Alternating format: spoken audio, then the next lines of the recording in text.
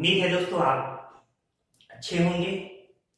तो आज के इस बिहार के लेक्चर में हम महाजनपदीय काल के बिहार की चर्चा करेंगे। इसके पहले मैंने पाषाण युग से आर्यों के आगमन तक और उसके बाद उत्तर वैदिक काल की पूरी भूमिका आपको बताई है। तो आप इसके पहले वाला लेक्चर देख सकते हैं, आई बटन में भी वो लेक्चर आपको शो कर रहा होगा। इसके अलावा वीडियो के डिस्क्रिप्शन में भी मैंने उसका लिंक दे रखा है। यहाँ हम देखते हैं कि महाजनपदीय काल, तो ये महाजनपद क्या थे, इनकी भूमिका, एक एक चीज एक एक तस्वीर में क्लियर करता हूँ। तो जिस प्रकार से जब उत्तर वैदिक काल यानी 1000 ईसा पूर्व में बिहार का उत्कर्ष हमें दिखाई देता है, उसी समय बड़ी महत्वपूर्ण घटना घटी जिसे भारत युद्ध के नाम से जाना जाता है। 950 ईसा पूर्व की ये घटना है। हालांकि इतिहास के पन्नों में इसे महाभारत के रूप में लोग जानते हैं। तो इस तरीके से ये जो 950 ईसा पूर्व का भारत युद्ध, दो कबीलों के बीच का ये युद्ध हुआ, जो बड़े व्यापक पैमाने पे हमारे ऐतिहासिक संदर्भों में देखा जाता रहा है। तो इन युद्धों में कृष्ण का नाम आता है, भीम, अर्जुन, नकुल, सहदेव, युधिष्ठिर यानी पांडव, इसके अलावा कौरवों का नाम आता है, धृतराष्ट्र का नाम आता है। ये सब कहीं ना कहीं ये हमारे बिहार की परंपरा के, जो एक बिहार में जो परंपरा चली है उसके संदर्भ में इनका उल्लेख जरूरी है। क्यों? क्योंकि इन्हीं के वंश के, कौरवों के वंश के जरासंध नामक एक व्यक्ति कौरवों के वंश से संबंध रखता था। ये जो जरासंध है, तो ये जरासंध ने एक वंश की स्थापना की थी जिसे इतिहास के पन्नों में बृहद्रथ वंश का नाम दिया गया है। तो मगध राज्य का उत्कर्ष की जब हम बात करेंगे तो सबसे पहले हमें बृहद्रथ वंश को देखना होगा। जरासंध के पिता बृहद्रथ, इन्होंने बृहद्रथ वंश की स्थापना की थी। इसी बृहद्रथ वंश से जरासंध संबंध रखता था। इस जरासंध की पुत्री का जो विवाह हुआ था वो मथुरा के राजा कंस से हुआ था। इसी कंस के भांजे थे कृष्ण। तो कृष्ण, कंस, ये सब आप जानते हैं। तो श्री कृष्ण के समय में भीम ने जरासंध को द्वंद्व युद्ध में पराजित किया था। यानी श्री कृष्ण के प्रेरणा से ही भीम ने जरासंध को द्वंद्व युद्ध में पराजित किया था। महाभारत की कहानियों से ये चीजें आपने देखी होगी। इस वंश का यानी बृहद्रथ वंश का अंतिम राजा रिपुंजय दिखाई देता है। इस रिपुंजय की हत्या उसके मंत्री, दरबारी मंत्री पुलक ने की। इस दरबारी मंत्री पुलक ने उसकी हत्या करके अपने बेटे को राजगद्दी पर बैठाया, जबकि एक और दरबारी महीय ने पुलक और उसके बेटे की हत्या करके अपने पुत्र बिंबिसार को मगध की गद्दी पर बैठाया। तो ये मगध नाम कहां से यकायक आ गया, मगध का उत्कर्ष कैसे हुआ, आखिर क्यों बिहार में मगध ही सर्वशक्तिशाली राज्य के रूप में उभरा है, इसकी पृष्ठभूमि जाननी जरूरी है। तो आइए हम चलते हैं, देखते हैं सबसे पहले महाजनपदीय कालीन बिहार। बौद्ध ग्रंथ अंगुत्तर निकाय में 16 महाजनपदों का जिक्र है। 16 महाजनपद। ये घटना 6ठी शताब्दी ईसा पूर्व की है। 6ठी शताब्दी ईसा पूर्व यानी लगभग ईसा मसीह के जन्म के 600 साल के आसपास पहले तक। तो इस समय 16 महाजनपदों का उल्लेख मिलता है। एक और जैन ग्रंथ है भगवती सूत्र, उसमें भी जैन 16 महाजनपदों का उल्लेख है। पर दोनों जैन महाजन जो 16 महाजनपद हैं, जो भगवती सूत्र में 16 महाजनपद है और अंगुत्तर निकाय में बौद्ध ग्रंथ में 16 महाजनपद, दोनों में थोड़ा अंतर है। प्रमाणिक रूप से अंगुत्तर निकाय का नाम माना गया। अगर प्रश्न पूछे कि 16 महाजनपदों का सर्वप्रथम उल्लेख किसमें है, तो अंगुत्तर निकाय में, ये बौद्ध ग्रंथ है। इसमें बिहार के 3 राज्य आते हैं। 16 महाजनपदों का मैं अलग से लेक्चर प्रेषित करूंगा। एक ही वीडियो में सब कुछ मैं नहीं आपको यहाँ बताने जा रहा हूँ, क्योंकि वीडियो भी लंबा होगा और अनावश्यक हम टॉपिक से भटक जाएंगे। तो इन महाजनपदीय काल के बिहार में अंग, वज्र और मगध, ये 3 अंगुत्तर निकाय यानी महाजनपदीय काल के बिहार में ये 3 राज्य आते हैं। सबसे पहले हम अंग को देख लेते हैं। तो अंग जो है वर्तमान भागलपुर और मुंगेर के आसपास का क्षेत्र था। इसका वेनसांग ने अंग को चेनप्पो कहा है, यानी वेनसांग ने अपने विवरण में चेनप्पो नाम दिया है अंग को। पहला अंग का जो आर्य राजा था वो तितुक्षी था, जबकि अंतिम आर्य राजा राजा कर्ण, कुंती पुत्र कर्ण, जिसे दुर्योधन ने अंग नरेश बनाया था। प्रारंभिक राजधानी अंग की मालिनी थी। इसी मालिनी का बाद में नाम बदलकर चंपा रख दिया गया, यानी अब जो अंग की राजधानी हो गई वो चंपा हो गई। तो बिंबिसार द्वारा ब्रह्मदत्त के समय इस अंग को अपने क्षेत्र में विलय कर दिया गया था, यानी बिंबिसार हरियंक वंश से संबंध रखता था, इसकी भूमिका मैं अभी दूंगा। अंततः अंग जो है किसमें विलय हो गया? मगध में। तो आप देख रहे हैं कि एक जो राज्य है उसका विलय मगध में हुआ। फिर देखिए दूसरा वज्जी संघ, संसार का सबसे पुराना गणतंत्र अगर हम कहें तो वो है वज्जी संघ। ये लिच्छवी गणराज्य, इसे हम कह सकते हैं वर्तमान वैशाली और मुजफ्फरपुर यानी तिरहुत मंडल में ये वज्जी संघ का नाम आता है। तो कुल 8 कुलों का एक संघ है वज्जी संघ। वैशाली के लिच्छवी, मिथिला के विदेह और कुंडग्राम के ज्ञात्रिक महत्वपूर्ण कुल इसके अंतर्गत शामिल हैं। तो कुंडग्राम के ज्ञात्रिक परिवार से ही सिद्धार्थ संबंध रखते हैं। इन्हीं सिद्धार्थ का जो के पुत्र महावीर स्वामी हुए थे। चलिए आइए देख लेते हैं आगे। तो इसकी जो राजधानी वज्जी संघ की थी वो वैशाली थी। वैशाली दुनिया का प्रथम गणराज्य के रूप में सामने आता है। प्रश्न पूछे जाते हैं। वैशाली की एक नगर वधु थी नर्तकी आम्रपाली। इन्हीं आम्रपाली और बिंबिसार के संयोग से जीवक नामक एक बहुत बड़े विद्वान का जन्म हुआ था, जो कि तक्षशिला में जिन्होंने शिक्षा ग्रहण की थी और तक्षशिला में ही ये आचार्य भी बने। इसके बाद वैशाली के लिच्छवी गणराज्य की स्थापना मनु के पुत्र नमनीदिष्ट ने की थी। याद रखिएगा, किसने? नमनीदिष्ट ने की थी। तो ये ऐतिहासिक संदर्भ से है। वज्जी संघ के प्रधान राजा चेतक की पुत्री चेलना से विवाह कर मगध नरेश बिंबिसार ने विवाह किया था। तो ये भी एक महत्वपूर्ण पॉइंट हमारे सामने आता है, जिसकी चर्चा मैं जब अगले लेक्चर में मैं हरियंक वंश की डिटेल में चर्चा करूंगा तो इसके बारे में मैं बताऊंगा। फिलहाल देखते हैं तीसरा वंश मगध। वर्तमान पटना और गया जो है ये मगध का पूरा हिस्सा था। मगध के उत्तर में गंगा नदी, दक्षिण में विंध्य पर्वत, पूर्व में चंपा और पश्चिम में सोन नदी थी। ये चंपा से होकर एक नदी बहती थी, ये चंपा नदी, और इसी के बगल में ये अंग था। तो अंग और चंपा यानी अंग और चंपा ये दोनों मगध के पड़ोसी राज्य थे। तो मगध की पृष्ठभूमि कुछ ऐसी थी कि ये जो मगध था, गया वगैरह का क्षेत्र, ये पूरा पेड़ पहाड़ियों से घिरा हुआ क्षेत्र था।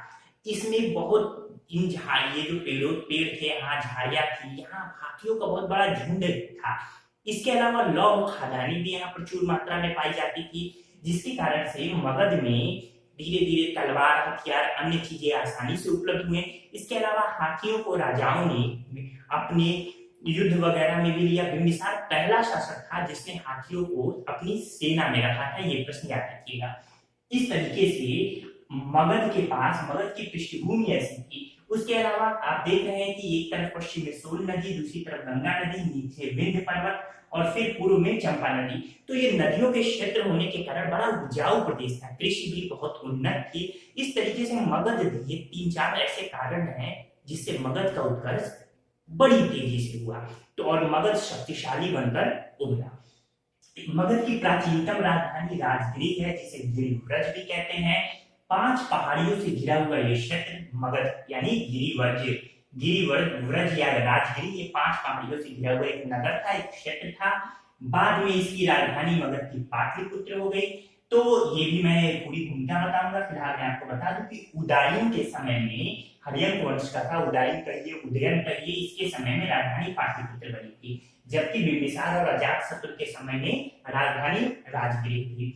मगध का विस्तार कौशल, वत्स और अवंती तक था, यानी कौशल, वत्स और अवंती ये तीनों ही बिंबिसार के समय में मगध में मिला लिए गए थे। बृहद्रथ वंश की मैंने चर्चा कर दी आपको पूरी की पूरी। इसी बृहद्रथ वंश के अंतिम जो अगर हम शासक न कहें, इसे ये कहे कि पुलक और मही, ये दोनों की मैंने चर्चा की। तो इसी मही के पुत्र बिंबिसार ने हरियंक वंश की स्थापना की थी। तो हरियंक वंश की स्थापना किसने की? बिंबिसार। तो यहाँ से पहला प्रमाणित लिखित प्रमाण हमें दिखाई देता है, जो कि महाजनपदों में विस्तार पूर्वक, यानी अंगुत्तर निकाय में विस्तार पूर्वक महाजनपदों की श्रृंखला के अंतर्गत आता है। तो इसमें हर्यंक वंश जो कि 545 इसकी स्रोतों में 544 ईसा पूर्व भी होगा से लेकर 412 ईसा पूर्व तक ये हर्यंक वंश रहा है।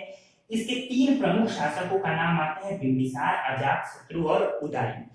तो हर्यंक वंश को पितृहंता वंश भी कहते हैं। आप देखिए ये पहले इसमें बृहद्रथ वंश से ही लगातार हत्याओं का सिलसिला शुरू हुआ। हर्यंक वंश में बिंबिसार जो इसका संस्थापक था, इसकी हत्या इसके पुत्र अजातशत्रु ने की, क्योंकि बिंबिसार का यह छोटा पुत्र था और बिंबिसार अपने बड़े पुत्र को राजगद्दी देना चाहता था, जिससे अजातशत्रु बड़ा ही रुष्ट हुआ। अजातशत्रु थोड़ा महत्वाकांक्षी और शक्तिशाली था। उसने अपने पिता बिंबिसार को कैदखाने में कैद कर दिया। ढेर सारी यातनाएं दी जिससे बिंबिसार की मृत्यु हो गई। बिंबिसार के बाद अजातशत्रु शासक बनता है।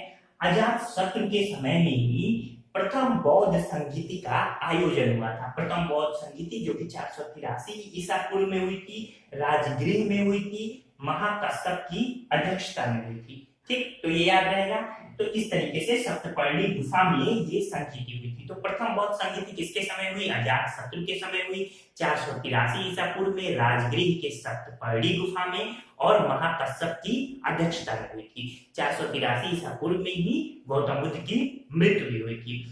इसी समय बिंबिसार के बाद फिर अजातशत्रु के समय ही गौतम बुद्ध की भी मृत्यु हुई और महावीर स्वामी की भी मृत्यु हुई थी। बिंबिसार और अजातशत्रु ये दोनों ही गौतम बुद्ध और महावीर स्वामी के समकालीन थे। बिंबिसार का तो गौतम बुद्ध के बहुत महत्वपूर्ण, बहुत प्रिय मित्र भी रहे हैं। इन्हीं बिंबिसार के दरबार में चरक नामक एक महाविद्वान थे, जिन्होंने चरक संहिता लिखी है। चरक को बिंबिसार ने गौतम बुद्ध की सेवा में भी भेजा था। तो मुझे उम्मीद है दोस्तों कि आपको ये हर्यंक वंश की भूमिका समझ में आ रही होगी। इसके बाद तीसरा शासक है अजातशत्रु के बाद अजातशत्रु का पुत्र उदयन, जिसने अपने पिता अजातशत्रु की हत्या करके गद्दी प्राप्त की थी। यही कारण है कि इसे पितृहंता वंश की संज्ञा दी जाती है हर्यंक वंश को। उदयन ने पाटलिपुत्र की स्थापना की, जिसे प्रारंभ में कुसुमपुरा कहा जाता था, और अपनी राजधानी राजगृह से पाटलिपुत्र स्थानांतरित कर दी। उदयन के बाद इसके 3 पुत्र माने जाते हैं, अतिनरुद्ध, मुंडक और नागदशक। ये एक साल में ही तीनों की कहानी समाप्त हो जाती है। अंततः 412 ईसा पूर्व में इसी एक साल में इन तीनों की कहानी समाप्त होती है। अगर पूछे प्रश्न की हर्यंक वंश का अंतिम शासक, तो हम कहेंगे नागदशक। याद रहेगा, हर्यंक वंश का अंतिम शासक नागदशक। संस्थापक कौन था? बिंबिसार। किसने पाटलिपुत्र या कुसुमपुरा की स्थापना की? उदयन ने। प्रथम बौद्ध संगीति किसके समय हुई? अजातशत्रु। मैं हर्यंक वंश की अलग से भी एक भूमिका, इसके बाद वाला चैप्टर में हर्यंक वंश को अलग से पूरा डिटेल में बिंबिसार, अजातशत्रु और भी बताऊंगा। फिलहाल मैं सारी भूमिकाएं यहाँ बता दे रहा। इसके बाद दूसरा वंश आता है शिशुनाग वंश। तो काशी का ये राज्यपाल था। इसी काशी के राज्यपाल ने नागदशक की हत्या करके शिशुनाग वंश की स्थापना की थी। इसकी प्रारंभिक जो राजधानी रही वो वैशाली रही। शिशुनाग ने राजधानी पाटलिपुत्र से वैशाली कर दी थी, लेकिन पुनः तालाशोक जो कि शिशुनाग के बाद शासक बना, पुनः तालाशोक ने राजधानी पाटलिपुत्र स्थानांतरित की। महत्वपूर्ण प्रश्न है। शिशुनाग के बाद तालाशोक बनता है। तालाशोक के बाद जो अंतिम शासक है वो है नंदिवर्धन, यानी शिशुनाग वंश का अंतिम शासक नंदिवर्धन। द्वितीय बौद्ध संगीति जो है कालाशोक के शासनकाल में आयोजित की गई थी, जो कि वैशाली में 383 ईसा पूर्व में स्थापित ये आयोजित की गई। तीसरा जो वंश है वो नंद वंश है। शिशुनाग वंश के बाद बिहार पर हम मगध पर नंद वंश देखते हैं, जिसका संस्थापक महापद्मनंद था। इस महापद्मनंद को पुराणों में सर्वक्षत्रांतक या एक राट की भी उपाधि दी गई है। भारतीय इतिहास का पहला शूद्र शासक पूछे तो आप कहेंगे महापद्मनंद। महापद्मनंद ने नंद वंश की स्थापना की थी। नंद वंश में कुल 9 शासक हुए थे, जबकि नंद वंश का अंतिम शासक घनानंद था, जो कि सिकंदर का समकालीन था।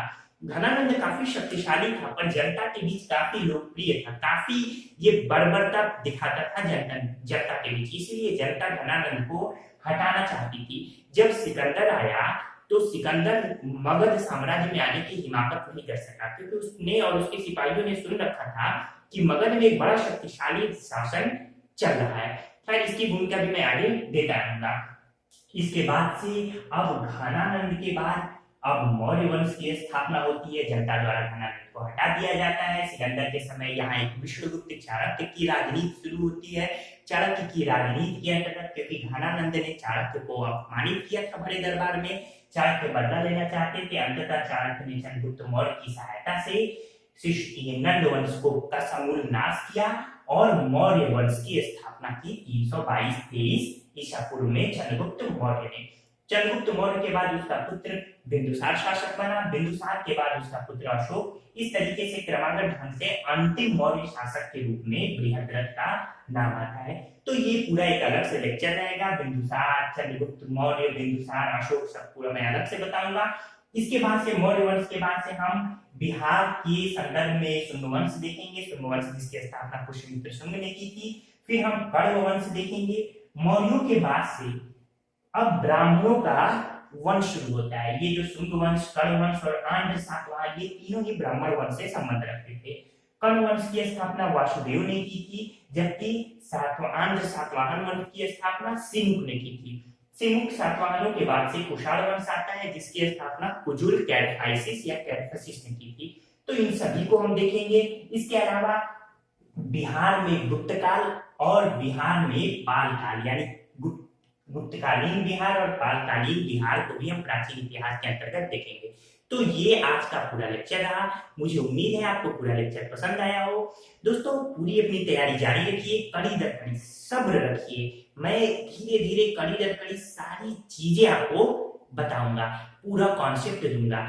क्योंकि हर एक लेक्चर की एक मर्यादा होती है, एक लिमिटेशन होती है, वीडियो बहुत लंबा भी चला जा सकता है, इसलिए उसी मर्यादा, उसी लिमिटेशंस के तहत मैं आप तक लेक्चर ले आ रहा हूँ। लेकिन जैसे ही पूरी बिहार की कड़ी समाप्त होगी, आपकी एक एक आपका कॉन्सेप्ट समाप्त हो जाएगा। यानी समाप्त करने का मतलब कि दिमाग में इस कदर कॉन्सेप्ट बैठ जाएगा कि फिर उलझन नहीं रहेगी।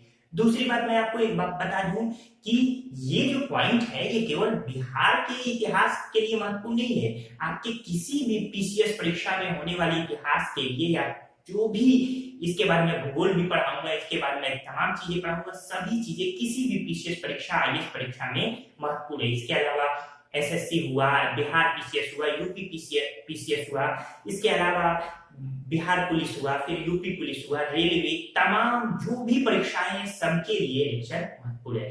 ठीक है दोस्तों, आपका पूरा वीडियो देखने के लिए बहुत बहुत धन्यवाद।